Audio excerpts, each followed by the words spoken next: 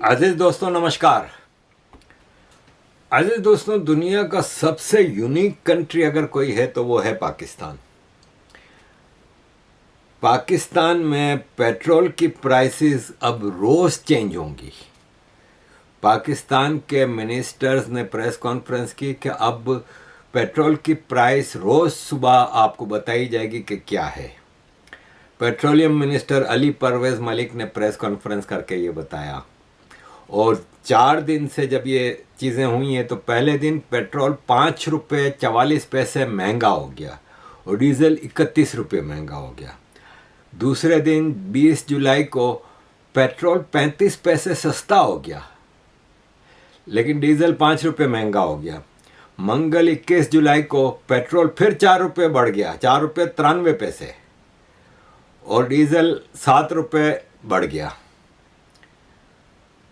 अब आप ये बताएं कि बुध को 22 जुलाई को पेट्रोल 6 रुपये बढ़ गया। जब सस्ता किया तो 35 पैसे सस्ता, जब बढ़ता है तो 6 रुपया, 4 रुपया, 5 रुपया, 31 रुपया। अजीज दोस्तों, कभी आपने सुना है कि दुनिया में ऐसा भी होता है? भारत में 2022 में पेट्रोल की प्राइस रिवाइज हुई थी, फिर अब जाके पेट्रोल की प्राइस रिवाइज हुई है एक बार।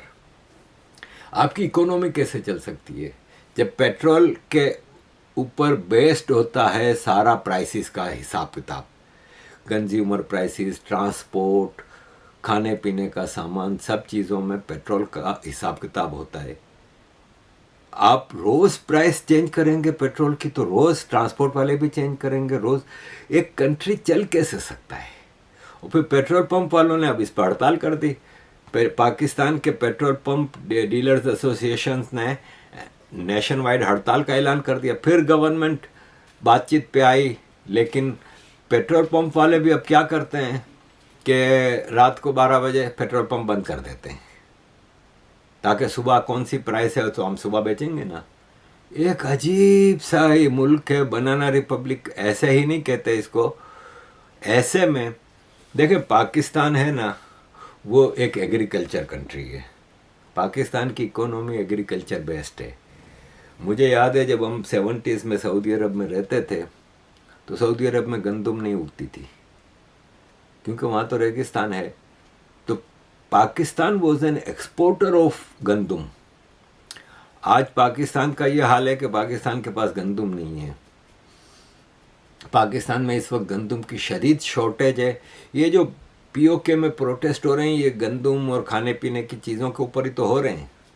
पाकिस्तान के 2 प्रोविंसेस हैं जो कि एग्रीकल्चर बेस्ड हैं, जो कि गंदम सबसे ज़्यादा इंपोर्ट करते हैं, पंजाब और सिंध। अब आप यकीन माने कि पंजाब और सिंध ने फेडरल गवर्नमेंट से मांग की है कि हमें गंदम चाहिए। पंजाब ने कहा है कि हमें 1 मिलियन टन गंदम चाहिए, जबकि सिंध ने कहा है कि हमें 2,20,000 टन गंदम चाहिए। ये है पाकिस्तान का इकोनॉमी का हाल। और ऐसे में पाकिस्तान चला है दुनिया का बादशाह बनने के लिए। डिप्लोमेसी और ये वो, दुनिया में कहाँ मसला होगा, रशिया यूक्रेन वार हो, ईरान अमेरिका वार हो, गजा इजराइल वार हो, कुछ भी हो, पाकिस्तान हर जगह अपनी टांग अड़ाएगा। अपना मुल्क संभाला नहीं जा रहा इनसे। अब आप ये देखें कि पिछले साल पाकिस्तान की 8,036 कंपनियां पाकिस्तान छोड़ के दुबई में रजिस्टर करा लेती हैं। एंग्रो, शेल, इंटरनेशनल कंपनियां भी पाकिस्तान से कई जा चुकी हैं। और आपकी अपनी कंपनियां जब जा रही हैं तो आप दूसरों से क्या वो कहेंगे कि जी पाकिस्तान में इन्वेस्टमेंट करो और पाकिस्तान इन्वेस्टमेंट के लिए बहुत ज़बरदस्त मुल्क है। आपका कोई हाल ही नहीं है। अब ऐसे में पाकिस्तान ने जो चाइना के साथ जो सीपेक और इन चक्करों में आ गया ना, तो उसने तो पाकिस्तान को खूब धंसा दिया है। देखें, ये कैसर बंगाली एक बहुत ज़बरदस्त इकोनॉमिस्ट हैं। इन्होंने बताया है कि ग्वादर पोर्ट है ना जो, उसमें 91% शेयर चाइना के हैं, खाली 9% पाकिस्तान के हैं। और ये सब एग्रीमेंट छुपाए गए थे, बताए नहीं गए थे। अभी ये डॉक्टर हसन जफ़र हैं, ये भी एक इकोनॉमिस्ट हैं। इन्होंने कहा कि हमारे सरकारी इदारों ने चीन के कमर्शियल बैंकों से 28.1 अरब डॉलर यानी 28 बिलियन डॉलर का कर्ज लिया है। और ये पैसे रोल ओवर नहीं हो सकते। सऊदी अरब में जाके आप रोल ओवर की रिक्वेस्ट कर देते हैं, क्योंकि ये चाइना की गवर्नमेंट के नहीं। अगर आप ये पैसे टाइम पे वापस नहीं कर सकते तो आपके मिनरल्स, आपके नेचुरल रिसोर्सेज, आपकी कोई एयरपोर्ट, कोई पोर्ट, कुछ ना कुछ आपको इनके हवाले करना होगा। फिर अगले दिन डॉक्टर हसन जफर ने वापस कहा कि मैंने अभी जो इंटरव्यू में कहा था ना कि पाकिस्तान ने चीन के कमर्शियल बैंकों से 28.1 बिलियन डॉलर कर्ज ले रखा है, वो वापस करना होगा। तो ये रकम सीपेक के 62 बिलियन डॉलर के अलावा है, और वो रकम इंफ्रास्ट्रक्चर पे खर्च हुई थी। अब चाइना इस वक्त मुश्किल में तो आया हुआ है, क्योंकि चाइना पाकिस्तान की जो कॉपर माइन है, जहाँ से कॉपर खूब निकाल निकाल के ले जा रहा था, वो बंद पड़ी है। क्योंकि बलूचिस्तान के हालात ऐसे हैं कि वो चाइना अब रिस्क नहीं ले सकता अपने बंदों को मरवाने का। और पाकिस्तान के एक जर्नलिस्ट ने अभी एडमिट किया है कि चाइना ने पाकिस्तान को J-35 फाइटर जेट्स देने से मना कर दिया है। चाइना ने देखा है कि ऑपरेशन सिंदूर में पाकिस्तान के पायलट्स JF-17, J-10C को इंडियन जेट से बचा नहीं सके और उनके जहाज़ गिर गए हैं, तो अब J-35 का भी ख़तरा है। और पाकिस्तान ने अभी रिसेंटली चाइना से रिक्वेस्ट की कि 170 बिलियन रुपए के सीपेक के जो ड्यू हैं वो अभी आप ख़त्म कर दें, हम अभी दे नहीं सकते। तो चाइना ने कहा सवाल ही नहीं पैदा होता, 170 बिलियन रुपया जो आपने सीपेक की पावर पेनल्टी के हवाले से जो देने हैं वो तो देने हैं। क्योंकि जब सीपेक बना था तो सीपेक के अंदर जो एग्रीमेंट्स हुए थे वो पब्लिक ना करने की वजह ये थी कि इसमें इतने लूप होल्स थे और इसमें जरदारी और नवाज शरीफ दोनों शामिल थे। शुरुआत तो मुशर्रफ के ज़माने से बातचीत हुई थी, लेकिन सीपेक का कंस्ट्रक्शन और सारा एग्रीमेंट जो है वो जरदारी जब प्रेसिडेंट था और बाद में नवाज शरीफ जब प्राइम मिनिस्टर था तो धूमधाम से इस पर वर्क शुरू हुआ कि गेम चेंजर है ये वो। उसमें खाली सड़कें या रेलवे ट्रैक की बात नहीं हुई थी, उसमें पावर प्लांट्स भी लगाने थे ताकि पाकिस्तान में इलेक्ट्रिसिटी का वो हो जाए, इसमें माइनिंग की भी बात थी। सारे फ़ायदे चाइना ने इसमें उठाए। तो चाइना ने कई पावर प्लांट्स लगाए थे और उन पावर प्लांट्स का अब ये हिसाब किताब है कि पाकिस्तान, वो पावर प्लांट्स है ना, वो आपको इलेक्ट्रिसिटी देते हैं, आपको उनकी पेमेंट करनी है इलेक्ट्रिसिटी की। पाकिस्तान आम जनता से तो इलेक्ट्रिसिटी के हिसाब किताब में मतलब अरबों रुपया लूट रहा है।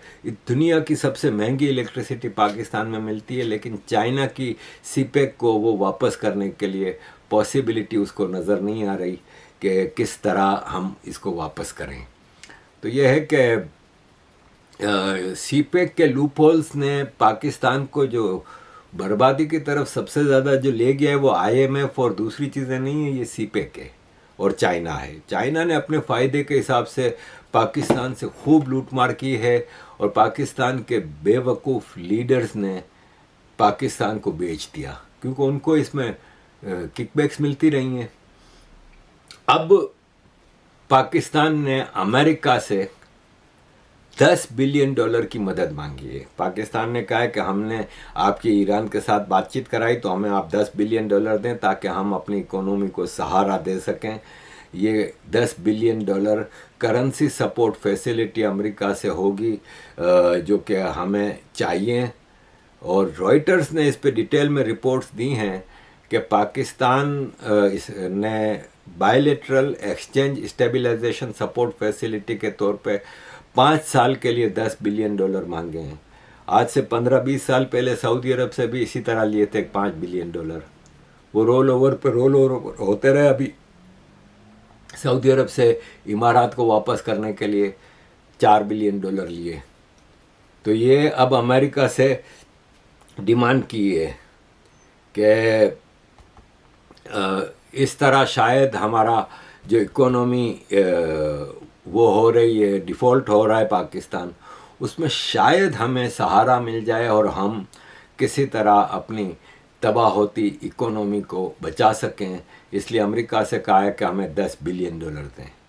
अमेरिका पाकिस्तान को $10 बिलियन, वैसे आज तक की हिस्ट्री ये बताती है कि अमेरिका ने कभी भी पाकिस्तान को लोन नहीं दी। वर्ल्ड बैंक देता है, IMF देता है, जो कि दोनों अमेरिकन ऑर्गन्स हैं, लेकिन अमेरिकन गवर्नमेंट ने कभी लोन नहीं दिए, मदद दी है।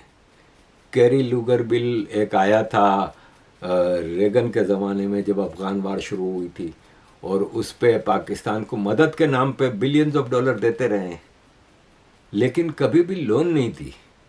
तो अभी अमेरिका पाकिस्तान को लोन देता है कि नहीं देता, लेकिन आप लोन पे लोन लिए जा रहे हैं, वो पैसा जाता कहाँ है किसी को कोई पता है?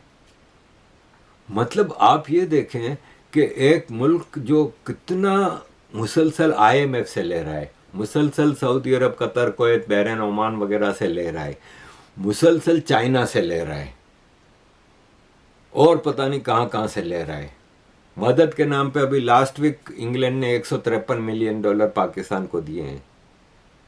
वो पैसा जाता कहाँ है? ना आप इंफ्रास्ट्रक्चर डेवलप कर रहे हो, ना आप इन्फ्लेशन को कंट्रोल कर रहे हो, ना आप कोई और पब्लिक की फ़ायदे की कोई चीज़ कर रहे हो। तो इतना बिलियंस ऑफ डॉलर आप कहाँ लगाते हो?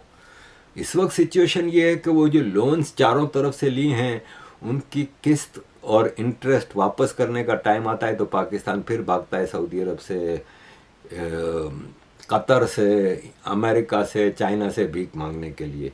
तो अजीज़ दोस्तों, ये सिचुएशन है इस वक्त। एक आपके सामने मैं 3 मिनट की वीडियो छोड़ के जा रहा हूँ, जिसमें एक टीवी प्रोग्राम में डिस्कशन हो रही थी कि ये अमेरिका देगा कि नहीं देगा। तो वो आपको इंटरेस्टिंग लगेगी जो इनकी बातचीत है, तो आपके पास छोड़ के जा रहा हूँ। थैंक यू वेरी मच अजीज़ दोस्तों for all your support, kindly keep supporting. और दूसरा, जो पाकिस्तान ने $10 अरब का इस्तेहकाम फंड दरख्वास्त की है, इसकी क्या आपको लगता है कि गुंजाइश है? बहुत अच्छा किया। अच्छा, पाकिस्तान ने उनसे मांग के, उसकी वजह यह है कि जब पहले भी हमारी गोल्डन मोमेंट्स आई हैं, एक कोल्ड वॉर के वक्त आई थी, फिर वॉर ऑन टेरर के वक्त आई थी, बाकी हम उस वक्त गलत किस्म की चीज़ें ले लू के और एहसान भी हासिल करके फारिग हो जाते थे। ठीक, देखें, आपका फिस्कल डेफिसिट आपका एज ओल्ड प्रॉब्लम है in the past 20 to 25 years. ठीक, बहुत अच्छा किया, और आई होप कि पाकिस्तान का ये वापस करने का मूड ना हो। This is the least the world ओज टू अस, ये हमें दें, और ठीक है, हम किसी सॉवरेन गारंटी के तहत अपने फिस्कल डेफिसिट को कंट्रोल करेंगे। फिस्कल डेफिसिट आपकी प्रॉब्लम है, अगर है तो आपको इतराफ़ करना चाहिए। लेकिन क्या हम अमेरिका को ये कह सकते हैं कि हम आपको नहीं देंगे? ज़ाहिर है कि ये सपोर्ट फंड जो है ये हमारे उस स्टेबिलिटी के लिए तो है, लेकिन क्या हम ना कर सकते हैं किसी ऐसे वक्त पे जब उसको हमारी ज़रूरत पड़े? आप इस वक्त अगर अमेरिका से मांगेंगे ना तो काफ़ी सारी चीज़ें आपको मिल सकती हैं। मुझे नहीं पता 10 बिलियन पे क्या बात होगी। अज़राए तफन्नुन मैं ये कहूँगा, हो सकता है वो सऊदी अरेबिया से मांग के जो अली कह रहे थे वो आपको देने हैं उन्होंने। तो $10 बिलियन ये शायद न्यूक्लियर उधर से। तो आप ये कह रहे हैं कि ये होना चाहिए, पाकिस्तान को ये मिलने चाहिए 100% फिस्कल डेफिसिट आपकी इकोनॉमिक प्रॉब्लम नंबर 1 है। It's killing you. You must also ask the Arab world for a one-time fund in your.